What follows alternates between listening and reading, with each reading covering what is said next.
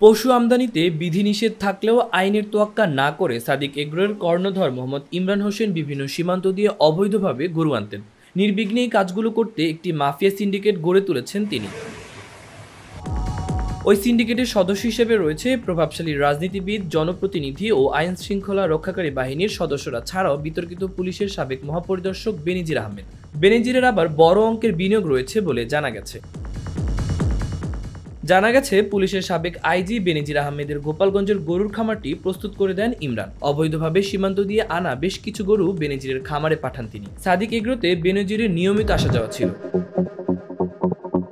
বেনজির আহমেদ বড় অঙ্কের আর্থিক বিনিয়োগ রয়েছে সাদিক এগ্রোতে। বিভিন্ন পর্যায়ের কর্মকর্তা যোগসাজশে গরু চোরাচালানের মাফিয়া হয়ে ওঠেন ইমরান। অভিযোগ রয়েছে চোরাচালান বিষয়ে অন্য কোনো খামারের মালিক বা সংশ্লিষ্ট কেউ প্রতিবাদ করলে তাদের বিরুদ্ধে মামলায় ফাঁসিয়ে দেন ইমরান। এজন্য অনেকে মুখ বন্ধ রেখেছে।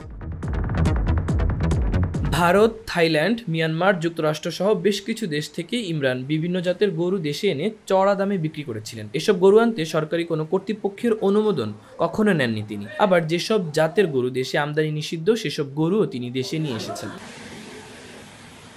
2008 সালে রাজধানীর মোহাম্মদপুরে বেড়িবাঁধ সংলগ্ন ভাঙা মসজিদের গলিতে 20 লাখ টাকা পুঁজি দিয়ে ব্যবসা শুরু করেন ইমরান হোসেন। বর্তমানে তিনি হাজার কোটি টাকার মালিক। সীমান্ত দিয়ে অবৈধভাবে গরু পাচার কারবারে সাদিক এগ্রোর কর্ণধর ইমরান হোসেনের সঙ্গে জড়িত প্রভাবশালী বেশ কিছু ব্যক্তি। সম্প্রতি ইমরান মিয়ানমার থেকে চোরাই পথে গরুর একটি চালান দেশে নিয়ে আসেন। পরে গরুগুলো ট্রাকে করে ঢাকার মোহাম্মদপুরে সাদিক এগ্রোতে নিয়ে আসা হয়।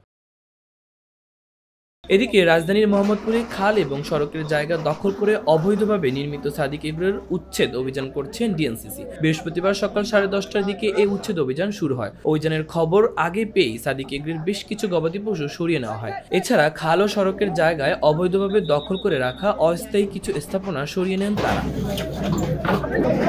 মাহবুবুর রহমান ইমন, খবর সংযোগ।